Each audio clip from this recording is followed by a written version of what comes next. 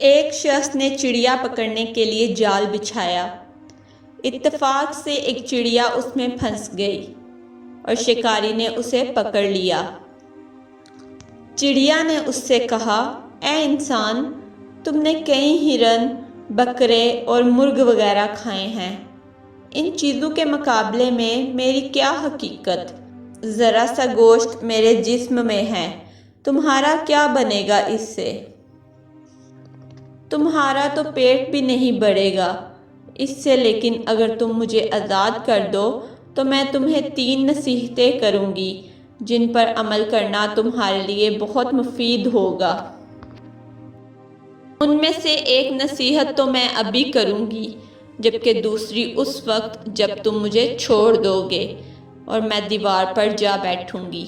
اس کے بعد تیسری اور آخری نصیحت اس وقت کروں گی جب دیوار سے اڑ کر سامنے درخت کی شاخ پر جا بیٹھوں۔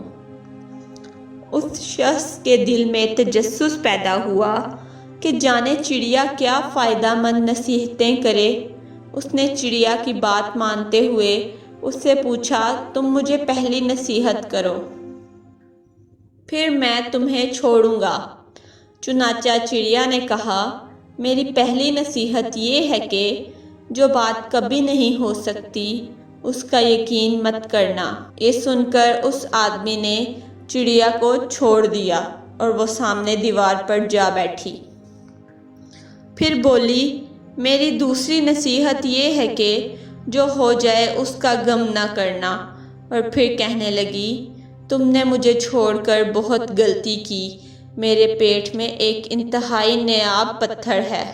اگر تم مجھے ذبح کرتے اور میرے پیٹ سے اس موتی کو نکال لیتے تو اس کی فروخت کرنے سے تمہیں اس قدر دولت حاصل ہوتی کہ تم بہت بڑے رئیس بن جاتے۔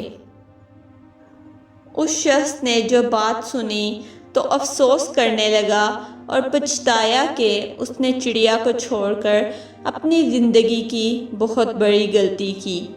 چڑیا نے اسے اس طرح سوچ میں پڑے دیکھا تو اڑ کر درخت کی شاخ پر جا بیٹھی اور بولی، ابھی میں نے تمہیں پہلی نصیحت کی جسے تم بھول گئے۔ جو بات نہ ہو سکنے والی ہو اس کا ہرگز یقین نہ کرنا، لیکن تم نے میری اس بات کا یقین کر لیا کہ میں ایک چٹان بر وزن رکھنے والی چڑیا اپنے پیٹ میں اتنا وزنی پتھر کیسے رکھتی۔ میں نے تمہیں دوسری نصیحت یہ کی تھی کہ جو بات ہو جائے اس کا غم نہ کرنا، مگر تم نے دوسری نصیحت کا بھی کوئی اثر نہ لیا اور غم اور افسوس میں مبتلا ہو گئے۔ تمہیں کوئی بھی نصیحت کرنا بیکار ہے۔ تم نے میری پہلی نصیحتوں پر کب عمل کیا جو تیسری پر کرو گے؟ تم نصیحت کے قابل نہیں۔ چڑیا پھر سے اڑی اور ہوا میں پرواز کر گئی۔ وہ شخص وہیں کھڑا چڑیا کی باتوں پر غور و فکر کرتے ہوئے سوچوں میں کھو گیا۔ وہ لوگ خوش نصیب ہوتے ہیں جنہیں کوئی نصیحت کرنے والا ہو۔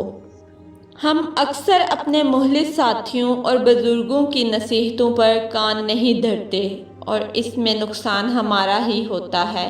یہ نصیحتیں صرف کہنے کی باتیں نہیں ہوتی، بلکہ دانائی اور دوسروں کے تجربات سے حاصل ہونے والے انمول اثاثے ہیں۔